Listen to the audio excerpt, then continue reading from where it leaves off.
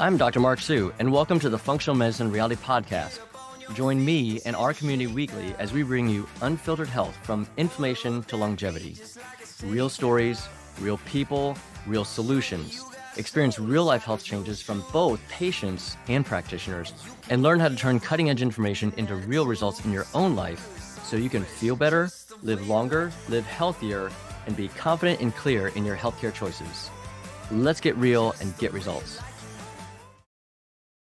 Welcome to the Functional Medicine Reality Podcast. Once again, I'm here with Mary Jo Anderson. I'm Dr. Mark Sue. As usual, we're here to create clarity, and we're all about truth telling to help you live your best life. And this is our second go around, and many of Mary Jo from one way or another, one avenue or another in life, whether locally or abroad. Mary Jo, so yeah, thanks for being here again. This is our missional intent to, in part, process your story and your journey, in part to be of service to others, and to, in paying it forward, to be a voice, to be in some ways a light in the darkness for some people, a voice for people who don't feel they have a voice, to validate, because there are a lot of people who have are going through a lot of suffering and are either feeling minimized, marginalized, alone, even accused of sometimes that it's in their heads, sometimes that they have an ulterior motive and gain, that they're trying to get something out of pretending to be sick. There's a lot of stuff out there that it can get a little out there. But nonetheless, last time we chatted through kind of like the beginnings of your journey from roughly 7 years, and today, to set the stage, and then I'll shut up, we wanted to talk more about what your actual experience was once you got past that hump with a diagnosis. Once you had validation, this isn't just depression, or this isn't just stress, or whatever the case may be, or even fibromyalgia, which is a legit medical condition by diagnosis, and you had root cause explanations. And so now you had some directions and a direction, some tracks to run on. But yeah, everything just went awesome for you. And twinkling in an eye, overnight, things got better. So that's what we're going to talk about, right? How it just all magically went away. Right? That is exactly how it was. So the reality, we're going to talk about the reality of what your experience was. But before we get started, so let me just throw out, you said right before we got started here that you've had some hesitancy at times or many times over the years about sharing much of any of your story, much less this and some of the specifics about what we might get into today, right? So some of it you alluded to last time was you were still processing. It's very personal. Obviously, healthcare is often very personal, but you inferred, yeah, there's some other stuff there that gave you some moment of hesitation to share too much. So can you flesh a little bit of that out? Yes. So over the last 7 years that I have been battling Lyme disease, just living day to day with it was tremendously hard. Raising a family and doing all the things just to be sick and do everyday license was incredibly hard. And then in being in the pursuit of answers and finding a proper diagnosis. And then finally, this chapter that I'm excited to share was a proper diagnosis. And then the initial treatment plans that I started on my journey to getting better, getting well, was such a personal journey. And it was something where I was sharing a lot online, my personal life, but I wasn't sharing this part of my personal life. Yeah. First and foremost, because I was living in hell and yet sharing all the bright spots in my day, which were really happy. And it was such a personal experience. It was really hard to share this other half of my life, which was that I was very sick and I didn't have clear answers. And then this part of the story that we'll share today is when I started finding answers and finding people that believed that I was sick, and then digging really deep into what was making me so sick. And so the treatments and modalities and all the things that I started exploring after a proper diagnosis, I've never wanted really, and I'm hesitant, like you said, about sharing that, because what works for me in my specific case really might not work for somebody else. And so I've always been hesitant about sharing any of it. Never mind, even to this day, I'm still processing everything I've gone through, and to share certain things that did work for me. Sure. I would love to share those things, but I also am weary about it, because what works for me is definitely not going to work for someone else, or maybe many others it might not work for. It's such a personal journey and an experience that I went through. People. Do you say that? Yeah. Do you say that out of an academic speak and conceptual speak, or do you say that based on having talked with other people with somewhat similar diagnoses or experiences, Yeah. and you're like, okay, I've come to realize that? Yeah, I've come to realize that, because when I was going through it and after the diagnosis and really learning about Lyme, living with Lyme, fighting Lyme disease, finding all the modalities to help kill it and support my health, it seemed like every story that I heard along the way, people that I was talking to, or people that were supporting me, every story was vastly different. it was all the same in the essence that you were undiagnosed or mistreated with doctors along the way in the beginning. But once proper diagnosis happened in different treatments, there's so many different treatments and people that will, when you're really sick, you'll try just about anything. So Yeah. man, I was being exposed to a lot of different things of what could work and what wasn't working and what was working. Yeah. It was like I was receiving because I was wanting to know what would work for me. So it was like everything from the venom therapy, which is a big thing that people talk about. That's being passed around online a lot. I was exploring so many different things that could Did you try potentially it? help me. I did not try Never it, tried. although Okay. we were during this point keeping bees, and the people that did know what I was going through had said, "Oh, are you doing that bee venom thing that a lot of people are talking about? That it's helping people with Lyme, it's helping with breast cancer." And I was like, "No, I'm beekeeping because we want honey and all these things." But I was at the point in my life where I was absolutely considering doing it. Sure. It was a treatment that I had heard about, that I learned about, that I read about, that I was thinking maybe I will try it. I didn't try it, but again, that's a part of that ties into part of the reason why there's a million different things that people do when they're in health crisis. I was exploring all the different things that I thought would help me, some that worked, some that didn't. And I have been hesitant to share about that because what works for me, I'm so worried that it might not work for someone else. Yeah. I don't want to, it's almost like I want to be a light and a help for other people that are going through this darkness and this journey, but also I'm nervous about doing that because I guess it carries a deep responsibility that scares me. So it's a really valid point. Professionally speaking, I think anybody I know as a colleague in this space would absolutely validate what you said. And most all patients, if not every patient who, if they become familiar with the landscape and other patients' experiences, they all come to that same observation. So obviously, this is not medical advice. You're not giving a medical advice. This is not to be taken for anybody's individual recommendations, etc. But it's understood and your experience was more than validated. And we can, if it's okay, we can comment here and there about high level observations about anything that might come up in our conversation here. It's funny, from the beginning of being sick and then now 7 years later, there's been this fire in me that I've been excited and looking forward to the day that I could share openly about my experience. But I also have hesitancy in it too, because it's personal and because I don't want to share something that might or might not work for someone else. And again, have that responsibility where it doesn't feel 100% right. But ultimately, as we alluded to before, there's not a straightforward path. Right? There's a reason this isn't mainstream medicine. And so you don't want to, I think I'm hearing from you, I don't want to like lead people astray. I don't want to be responsible in a hurtful way. So understood, and you're validating your heart, and it's understandable. There is, we shared this in the last episode when we spoke, that there are certain people along my path and my journey of this health crisis that have been literally angels in my life, that have either said something or shared something. And there is somebody in our conversation today that I'll share, that by them sharing and them experiencing what they went through was a roadmap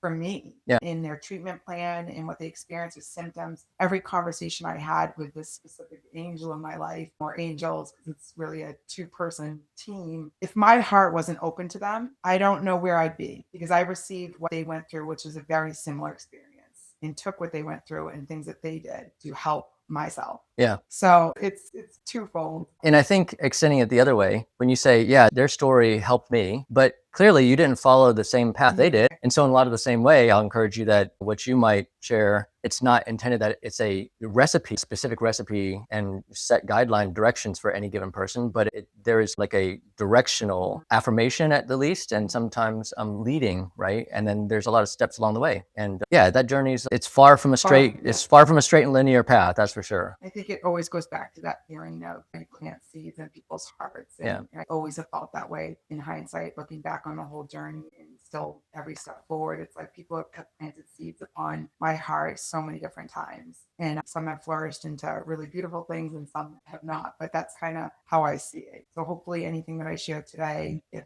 any seed planted on anybody's heart or in their mind, or maybe a channel that they could explore, something that they might be curious about, that's all I could hope for. Is your mind going down the road of the parable of the sower and the seeds? Because okay, we're on the same wavelength. Yeah, there you go. Exactly. Some seeds fall on the dirt path, some seeds fall on fertile ground. And we're on the same wavelength. All right, let's just jump in. Okay. So you're diagnosed with Lyme disease. You start treatment. So why don't you just jump right in, and where did you start with that? How did that unfold for you? So my initial appointment was an intake appointment. I think I shared a little bit of that in the last podcast that we filmed, but it was pretty extensive. I was there for, I think 3 full hours just talking about my journey thus far and my misdiagnosis thus far, and talking about all the symptoms that I was experiencing. And at that point, when I came to your office and met with Mary Stuckey and went through all those things, my list of symptoms were, I can say there were at least 50 different symptoms that were debilitating symptoms. Wow. And so, yeah, I think I shared this before, but I felt like I was dying. Yes. And after that initial intake and a full panel, it was pretty obvious, determined that I was very sick. Yeah. And I was very sick with Lyme disease and several co-infections. And so that diagnosis that happened, that initial appointment, the diagnosis happened pretty quickly. It was within a week that I had that information.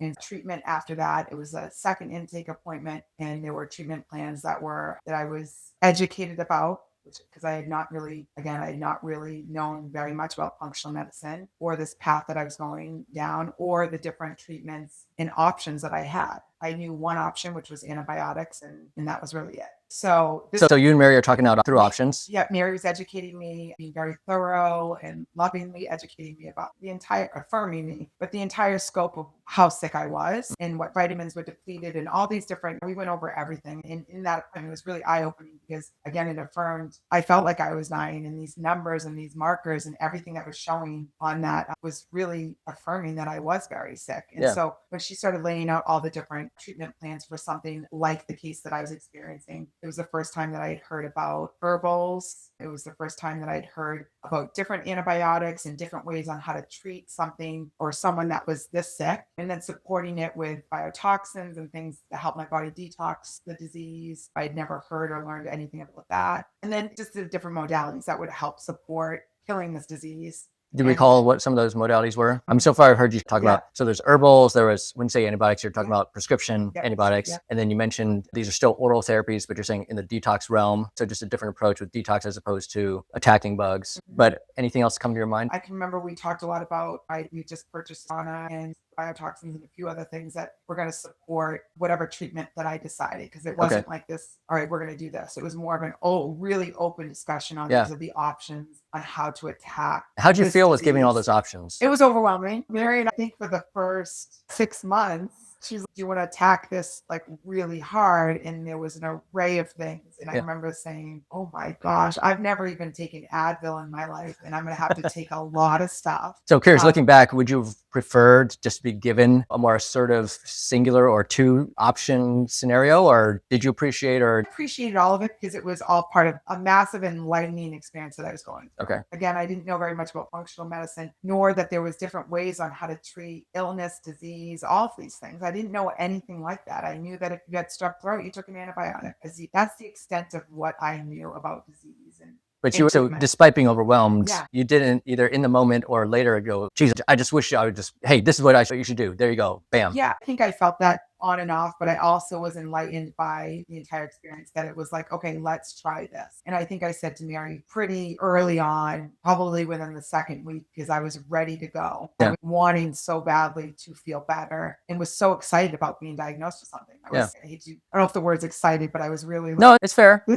Somebody is telling me that I'm sick, and I've been feeling sick for so long, and it was such affirmation. So that's why we split this up. Yes. Because it's too different. Right. You said like getting the diagnosis is it's a whole thing just to get to that point. But this is a whole nother thing. It's not an overnight, and it's so complex, and there's so many options. And it goes back to that first chapter that we talked about. And that is something that resonates so deeply. I feel like I could speak about that more fluidly, because a lot of people that are in this world have that very similar experience. Once you're diagnosed, and the options of treatment, I think, really start to vary from patient to patient and person to person. So that's where I get a little trippy. But pretty early on, I said to Mary, I know about antibiotics, but this whole other realm of herbals I've never known about, and just hearing about it, I just wanted to know more. That's what I wanted to try. Okay. So that was something that we decided together pretty quickly, was that I was going to do herbals. So it was something that it was because you were curious about it. I was curious about it. Okay. And I think I attached it to what functional medicine was, even though now I know more than that. And I thought, this is another way, and I'm excited about it. So because I'll be honest with you. Yeah. When you said it just now, I'm thinking chances are that it reflects something that's non-mainstream, and you had such a sort of hurtful feeling or experience getting to the diagnosis part that you're like, yeah, I want to stay in that realm. Exactly. So there's a little bit of an association thing there, which is Exactly. understandable. That's in hindsight, that's probably exactly what it was. And so I was all on board about doing the herbals, and it was overwhelming to me. All the information and different treatment plans, it was all laid out, and I understood it, and I was enlightened by it. And initially I said, let's do the herbals. And so that was pretty extensive. There was a lot of herbals and a lot of supplements. I was just getting ready to ask you, how many, Oh, to the best you can recall, roughly how many things were you taking at one time out of the gate? a lot. So for some people, like 4 is a lot. Yeah, Other people I know, they're like 25 is a lot. Yes, no, 4 is a lot for me. Yeah. And I can remember like lining the bottles up and doing the droppers and all that stuff. And I think it was at least, I'm going to say 15 to 20. Oh, is that many? It was a lot. That is a lot. Between supplements and that, because my body was depleted. 15 to 20 different items, or you mean like 15 doses throughout a day of, it could be like among 5 or 6 things. It was 5 drops of this 3 times a day, and then it was 10 of those, and then it was supplements on top of that. So Wow. It was extremely overwhelming for me. I had to keep a chart of what was going on. Because you remember, we didn't, for anyone who didn't catch it last time, we've not worked through your case between you and I ever. Okay, so this is not scripted or whatever. I'm still learning a lot. Do you remember by chance, was it the Cowden protocol, where it's a set kind of kit with a bunch of different drops, or it was a mishmash? No, it was not a kit. Okay, it was a mix. Fair enough. I'm just asking my curiosity, because that one I can imagine like that comes with 5 or 6 on its own, each one 3 times a day, and bubble. This was it could have been that, but I don't think it was definitely a lot of herbal bottles and then a lot of supplements. Okay. And it was much more than I had ever taken in my life, and it overwhelmed me. You were taking an Advil, you said. Exactly. So for the first 3 months, I think we decided to start. It was just getting in a pattern of taking all of these things and really trying to see over week after week if it was moving the needle. So how did that go for you? And so not in terms of whether you got better or not, but I'm just curious, because it was overwhelming. Did you feel overwhelmed with that? Yes. Okay. Yeah, I felt very overwhelmed with that. Again, I was trying to manage. Did you actually keep up with it, or were you like, this just fell apart after a few days or after a week? No, I kept up with it. I was so sick that it was like I was willing to try anything. And after deciding to do the herbals, I think I gave it a good 3 months, maybe 4 months, where I was like, am I feeling better? And I feel like I was feeling, say, when I would go to the doctor before diagnosis, and you know how they always give you the scale of, on a scale from 1 to 10, how much pain you're in. I would go in there and I'd say, I'm at a 12, I'm at a 15, I'm off the charts. And I have symptoms that are just exasperated right now. I feel awful. Yeah. And so after diagnosis and doing the herbal treatment for a good 3 or 4 months and really trying to hone in on if I was feeling better, if I was at a 10 to 12, because I felt so awful, even at diagnosis. After 3 or 4 months, I think I was maybe at a 9 or a 10, barely moving the needle. Yeah. Didn't really feel better. Yep. And that was like 3 or 4 months into taking those herbals. And I think at that point I went back and said, I'm overwhelmed. Yeah. This is so much work. This is so many supplements, so many herbals. I'm overwhelmed. I got to condense it down, and I'm not feeling any better. Yeah. And I was doing magnetic therapy on the side. I was doing acupuncture and other things to try to alleviate the pain that I was in. And this was a full-time job. Absolutely. It was a full-time job. That was going through my head the last 2 minutes already. Yeah. It is a job. It's a job when you're taking that many things. A full-time job. And I shared this in the last episode that my sister was working for us at that point. I was so sick for years before that. I certainly wasn't doing it on my own. I was not doing anything on my own. Yeah. I was having trouble putting my feet on the ground most days, and sharing online in a really pretty way where not many people knew any of what was going on. That was actually what was getting me through most days, was the beautiful sunrise. Or I wanted to ask you about that. I didn't think it was, the timing didn't make sense earlier, but when you mentioned that, hey, I was sharing these like happy things, but no one knew what was going on the backside, right? I know you, so it's not like it wasn't authentic, but how much of an internal dissonance or conflict did you feel about that, if any? Or now you just partially answered it. That's what I was thinking like 10 minutes ago, but now you're saying, no, not only was it not dissonance, like it gave me something positive in life. Yeah, I think social community, whether it's in person or online, that I have, I'm so blessed with it. It's a place to connect with people, and connection for me with people, whether in person or online, is like the heart of who I am. It's what keeps me going in life. And so I was really blessed to have this community, but it definitely felt like a lot of times like it was this double life that I was living, where I was in extreme pain and very sick behind closed doors, and showing up most days and saying, hey, we just bought a house in Charleston and you guys should go stay there. And this is what it looks like. It was definitely this happy face that I put on. But it also, that community gave me a lot of life and purpose. And it's a creative space that I'm able to show up to every day. And it's an outlet for me. So it was a lot of things that were good. Yeah. But I also felt like, man, like not most people, even in my personal community, in my family, had no idea what I was going through. Yeah. It's very freeing to say all this out loud, because I do, especially online, make life look really nice sometimes. With sunrise is always beautiful and the kids are cute and I have a lot of joy and blessings in my life and I share a lot about that. But the reality is that there's a lot of smoke there too. And a lot of people, I think, especially if you're sharing online and you're in this influencer position that I feel like I am to some degree, everything really does look nice on the outside. And that is only a fraction of people's real story. Yeah. And that goes for anything in life. So I'm curious, when you say there's a lot of smoke there, what do you mean? It's just do you mean not the social media community in general. Do you mean for you, or do you mean? I always how do go you mean? back to that. Oh, it's all smoke and mirrors. Yeah, I think there's some smoke and mirrors in what you see sometimes. Like, it's not all real. I know that sounds, of course it's real. The sunrise is real. My kids are real. The joy is real. But I make it look nice as well too, because what's media, and you can make it look really nice too, and you piece together, and life looks really great sometimes. The other half of the story for most people, whether it's online or not, is not that. People's struggles and their grief and health crisis and all these things, everybody has a cross. Everybody has a cross. Everybody's carrying something pretty heavy. Yeah. If we could just see past, I'm not preaching, You but can't. if we could You're welcome to. we could just see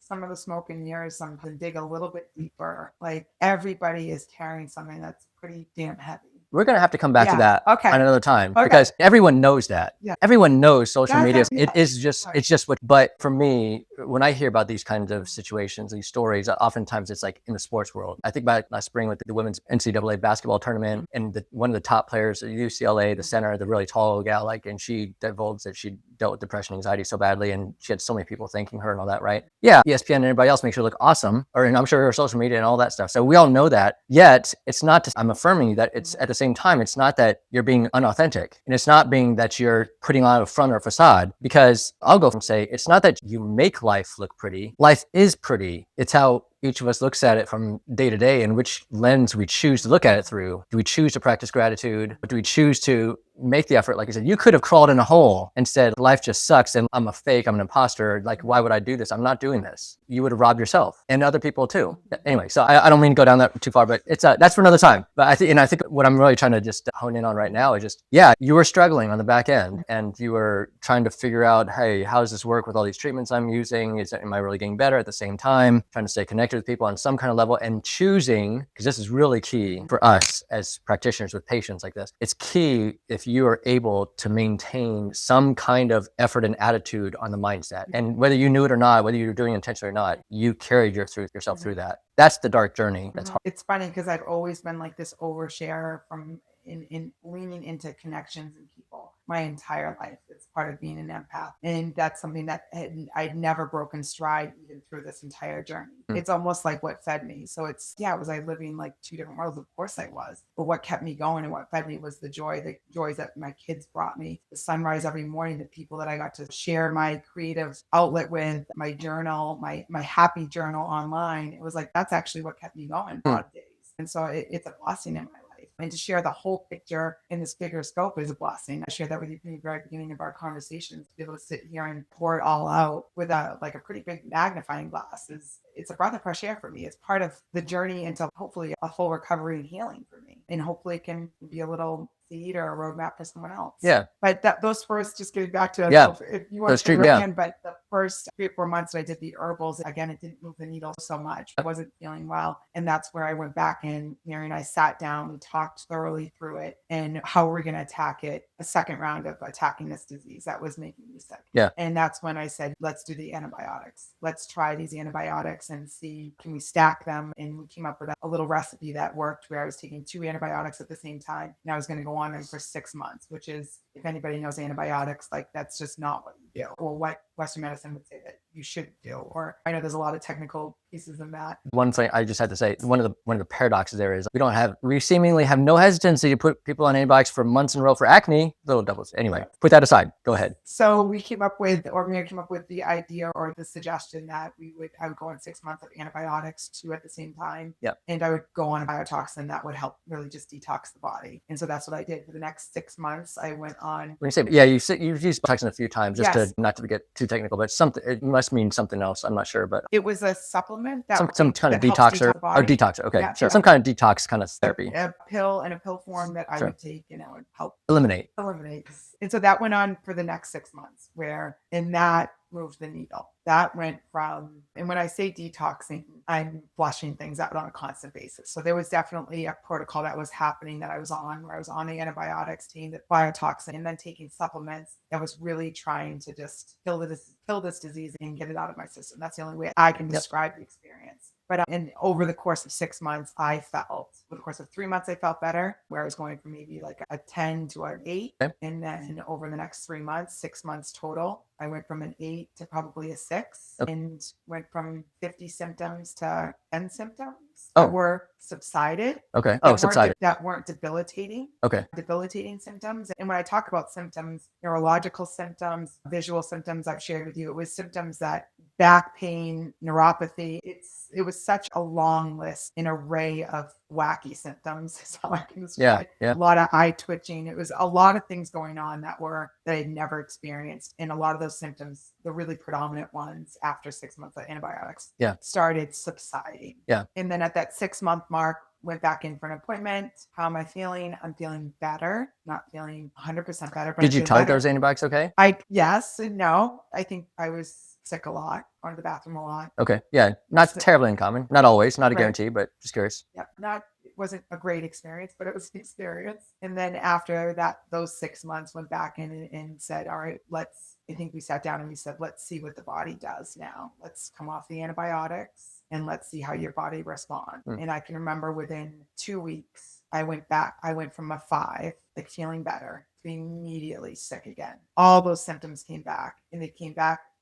If I look back at my charts or maybe language that I used, they came back full force and with a vengeance. Yeah, and I'm guessing you guys decided to take a break, not because you were still at a 5. It's not like you were at a 2 or seemingly 95% improved. It was more probably just take a break because you weren't tolerating it totally. Okay. So after feeling better, and then again, after 2 weeks of coming off the antibiotics, immediately got sick again. And the symptoms came back, what felt like tenfold, and with vengeance. I felt very sick again. On a scale from 1 to 10 out of pain and symptoms, I could describe it as like a 12. Okay. Debilitating. Almost square one, or effectively square exactly one. What it felt like. Okay. Yeah. So then what? I mean, actually, let me just pause there for a second. Yeah. So the best of your recall, what are you thinking and how are you feeling at that point with this kind of, it's not a roller coaster week to week. It wasn't linear, obviously. So there's stuff going on week to week, but in this big scheme of things, in that moment, you're like, wow, it's at least a relief to go from 12 to 5. And then now you're like, crap, within 2 weeks, I'm back to square one. What do you experience? What are you feeling at that point? Nobody's asked me that question, so it's a little emotional, but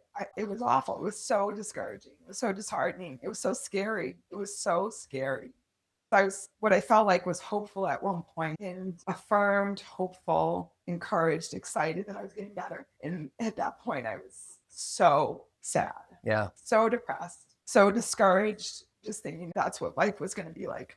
And prior to me feeling like this previously, that feeling sent me into a depression where it was stealing my mind, it was robbing me of hope, and that I would have longevity in life. And so that's exactly how I felt. Felt really scared that this was going to be it. That was that feeling.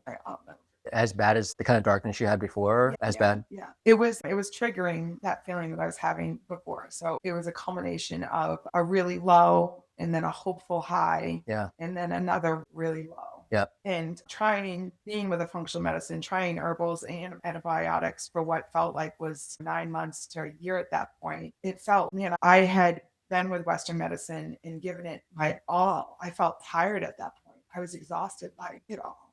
Tired of all of it. Tired of being sick.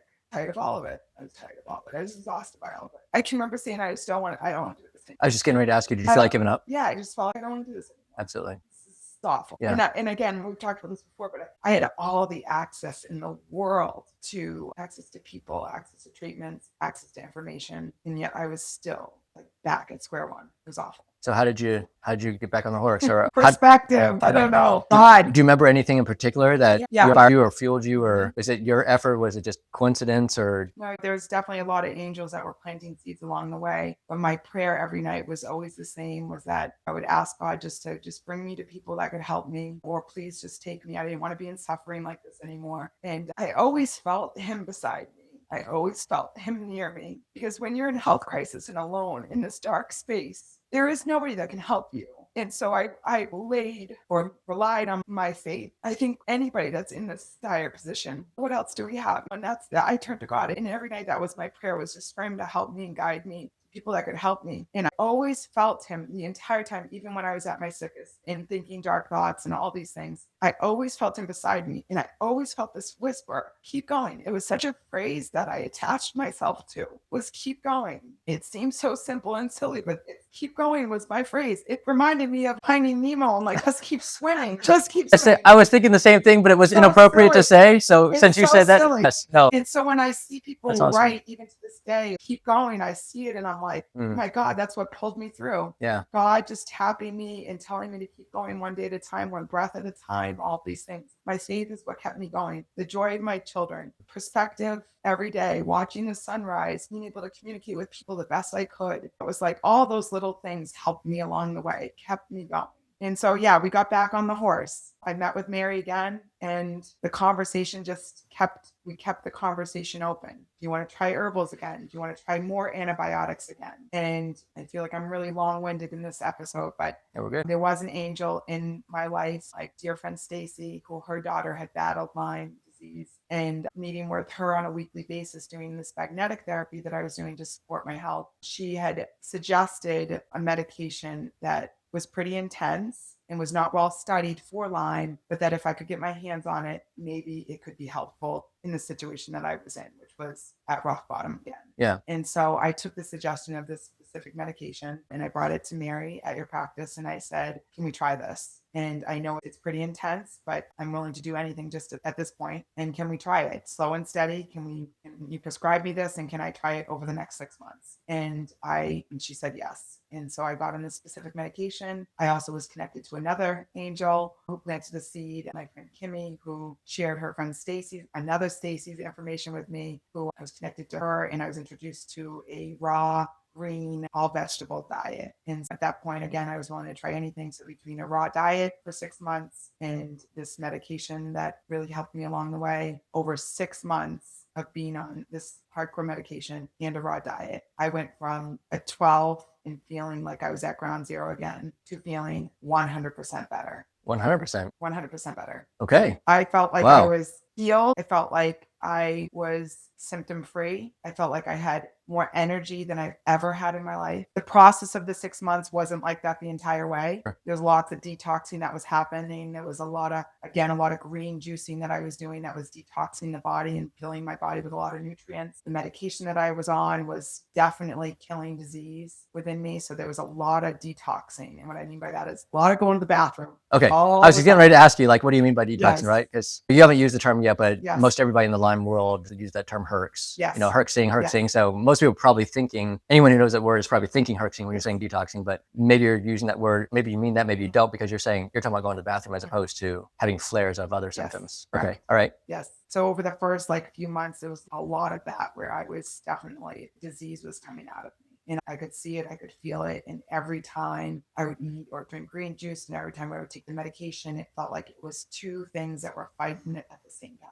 And it felt like I was moving the needle week by week. How was just on a health level, like how was that experience compared to when you were on the antibiotics previously? This was drastically different. Was in terms of tolerance, was it similar? Was it harder? Because you talk about a lot of digestive stuff. Yeah, it was different. It was hard, but it was different. My husband and I joke about it all the time because that definitely, this scenario of detoxing was something that was predominant in our life. So this is definitely too much information. It was definitely something that we now still to this day, and probably till the day that we're 10 feet under, we will laugh and joke about. Okay. There was so many scenarios where I was getting sick. Okay. Yeah, it was something that it was really predominant disease was being killed, and it was being flushed out of me on a regular basis. Okay. So that's definitely too much information, but that was the reality of what I was going through. And that was the reality of what was moving the needle for me. It was disease that had infiltrated my body. It had been making me very sick for a long time. And these two modalities were killing that disease. Yeah. And I was flushing it out of me, and I was feeling better week by week. Cool. Over 6 months' time, I felt like I was on top of the world. And I'm assuming other people could tell. Husband, other people, they could see. Your sister. Yeah. Okay. Yeah. And the raw diet was a huge change for my family because not everybody went on it. The mom was on it, and a lot of friends and people in my immediate family or my parents, a lot of people knew I was on this raw diet, which was vegan based. It was lots of vegetables and lots of green juicing. And if I was out to dinner over a friend's house, I was bringing my own cucumber and celery. Oh, wow. So it was definitely something that was like people knew I was doing. And I was sharing a lot of it online too, because I bought a juicer and I was doing certain things that it was like I was so excited about it because it was making me feel better. So when people were asking you, if you're at somebody's house, especially, and they're asking you, why are you doing? Yeah, you're not eating what we have. Why? What were you saying then? Yeah, at that point, a couple of my friends didn't know what I was going through. So Okay. they knew how important, how pivotal this part of my journey was. You're talking about months where I don't know what you're doing going out. Could you go out to eat then? Yeah, no. So we did not go out to eat a Yeah. lot. Yeah. No, and I was eating. You were committed. Yeah, I was very committed. Very committed. Yeah. Yeah. And I was feeling very. But thankfully, you were making progress to huge progress. Feel like it's worth it. Huge progress. Yeah. And my eyes being open to, and this is a word that I haven't used yet, I don't think I have, or that but how inflammation and foods, and when we talk about an enlightened experience, this was a very enlightening experience for me. My favorite food is fried dough and donuts and all the things and French fries and all the things. And I had never eaten truly healthy or been enlightened to how food can be medicine. Yeah. So this experience specifically with the food and the medicine that I was taking, was extremely enlightening for me. Yeah. And exciting. Yeah. Because it was making me feel so great. And you have some sense of control. And I fell in love with cooking and learning the recipes. And again, my friend Stacy, she had been sick for 17 years, and this was her way of getting better, was this raw diet. She wrote a cookbook on it. Oh, wow. She was part of a lot of big names of people that used her recipes, and she healed a lot of families that had gone through a lot of things that I was going through. So it was another whole aspect of my life that was extremely enlightening. Yeah. And I was very excited about it. And it was definitely a huge component into me feeling better in the process of killing this disease and being. So how did that come to a close, that chapter? It was just arbitrary. It's like, hey, we plan on 6 months. It just happenstance that I've been feeling good. So let's just stop and see how we do. Yep. So after 6 months of taking the medicine, I stopped taking it. I continued to feel better. Over the past year and a half to 2 years, I guess it's been now, I utilized the raw diet to keep inflammation down. So you're still doing that on some level? On some level. I'm not great about it because it is extremely hard, but I know how it benefits my body and the disease that I'm fighting. And so over the past year and a half or 2 years, the timeline is a little foggy, but I utilized the raw diet to help support my health in fighting the disease. And so I can say now, sitting here 7 years later, those two things in combination is what moved the needle tremendously for me. Over the past year, I've realized, just gaining my own knowledge, is that I do have Lyme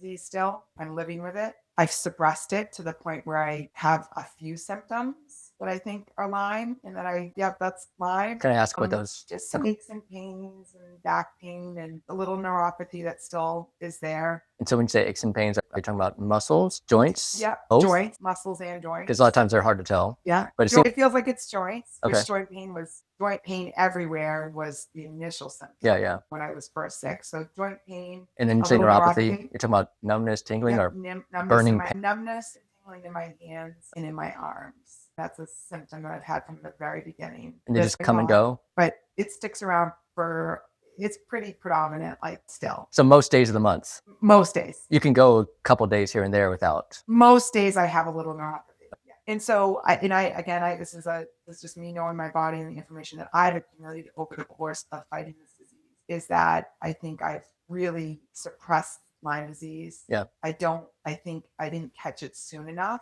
I hate to say this, but I do share that I think disease, what I've learned about it, disease of any sort, Lyme disease, or any cancers or anything like this, if you catch it soon, early detection, you have a fighting chance and ways to treat it. But if you don't catch it early, you're going to have a battle. Right. And that's like a broad statement, but that most people know. You catch something early, Sure. you could probably treat it and fight it. You don't catch something early, you're going to have a really hard time Sure. fighting this. I went untreated and undiagnosed for almost 4 years. Yeah. And when I really step back 7 years and look back on it and say, yeah, I did not catch it early. I was not diagnosed early. I suffered for years with this disease. And to say that I've rid my body of this disease is not something that I've done. Yeah. I think that I'm living with Lyme and some symptoms. And is there ways to attack it? Of course there are. I attack it with good diet. I'm consistently, and I hope that this is the next episode, if we have one, if you'll have me on again, is that I'm persistent in continuing to learn about it and find modalities on how to support my health. Yep. And potentially be able to eradicate it at some point in my life. I'm hopeful that maybe that could happen, but I'm not there yet. I'm at a point where I feel like I'm in a little bit of an acceptance that I'm living with a chronic Lyme issue. It doesn't stop me, motivates me. It's my little cross that I carry. It's a battle that I fought for many years, and it's a battle that I'll continue to fight. All I want from here on out is to pursue more enlightenment, to pursue more modalities that help me feel 100%. Do you feel hopeful that, how much hope do you have that it can be resolved? Yeah, I or have, eradicated? Yeah, I feel like where we are in the conversations that I hear and the information that's out there, and me even being part of the conversation now, not that I'm any fire on the flame, but that conversation is hot. It's getting hotter and more people are talking about things. I think, I don't know if it was 2 weeks ago or a month ago, where Justin Timberlake came out and shared that he's been battling Lyme. It's not always celebrities or people like that, but it is keeping the conversation burning is where hope is. And I can see that. I'm a little piece of it, a part of it. And I have a lot of hope that maybe I would feel well. Yeah. 100%. But I wouldn't, that maybe I could eradicate Lyme. Yeah, we'll carry that into the next one. Yeah, I'm here for it though. I'm here for it. And if anything, what I can say and what I would encourage people to do, which is really difficult to even say, is to stay broken, wide open, to listen, to be an empath, maybe not by nature, but because there's a lot of information out there that might be overwhelming. But if you stay open, then maybe something or some seed will come at some point in your journey and will be your lifeline. That's, I think, across the board, what I've been the entire time and what I hope to continue to be in the next chapter of my story is just to stay broken, wide open. So what could be helpful, what could help me and what could help others, be part of the conversation, be part of the solution. Yeah. That's beautiful. It's a little reflection I have about part of the story of diagnosis and treatment. So I'm curious, what percentage of with the raw diet now, what percentage of the time are you actually doing that? This summer is tricky. Yeah, sure. A lot of ice cream and croissants and cinnamon rolls that were had this summer. I don't drink alcohol. I haven't for many years. So that's not a component. Because did you change that because you were feeling sick and you just decided that's not going to help me? Alcohol has never served me. Okay. That's such a big conversation that I'd love to have at some point because I'm very interested in it. And I think it's a really wonderful thing when people talk about either sobriety or it just not serving them. Sure. Alcohol has never served me. And since Jackson was born, he's going to be 19, I have minimized it and then completely cut it out of my life over the last 12 years. Yep. So before you got sick. Yes. Okay. Yeah. But I quickly noted that is something that I could never go back to. And no judgment for anybody that does it. It's just something that I could not go back to. I can't put anything in my system except for maybe a croissant here and there or something that will work against what my body's trying to do. And so I was curious then, when you're like in the summertime, did you have correlations of observation of symptoms worsening with certain foods or just eating tendencies in general? Did you notice you felt a little bit worse than say before the summer or springtime or whatnot? Or I think when I go on a bender or whatever, I'm off the rails with eating.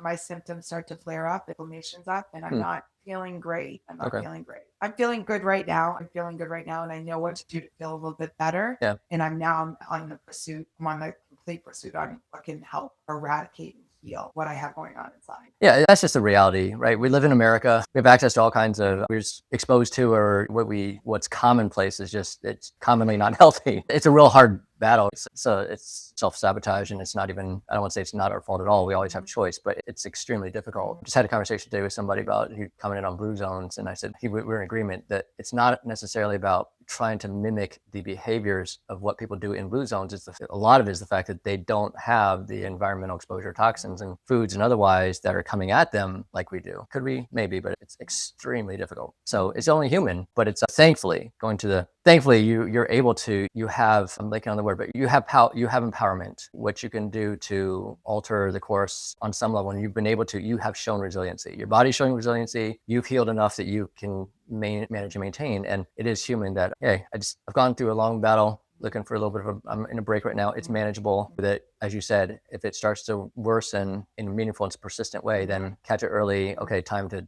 turn it on again. It goes back. It's understandable. It goes back to this feeling that I had in our first chat on our first episode, was that I do have all the access in the world. I live in a very privileged community that is very health conscious, and I have access to a lot of information. And I am resilient. That is a word that I have attached myself to on the back end of this, is that resiliency, which I never knew this about myself, but I am absolutely resilient. But our systems are working against us. And where people live and all the things, access is everything. And that is a huge conversation in a very unfortunate situation that most people are in, whether they're sick or that they're not, if they're not sick. Our systems are set up to fail all of us. And yes, we do have choice. We have free will and we have choice, but a lot of people don't. Yeah. And that's a big conversation. And it plays into the enlightenment of what I've gone through. It's like, you have to acknowledge all of that. I'm sitting from a seat of a very privileged situation that I'm in an accessible one. That conversation is big. Yeah, we've touched on it offline several times, and yeah, I'm sure we'll come around to that at some point as well. Good, it's a good stopping point. Sure. So I think we have in mind that, so we can pick up like, hey, right now you're dealing with still some aches and pains, some neuropathy, and what do you say if we, on a subsequent time, we chat about, so what are options like currently in your mind based on what you've gone through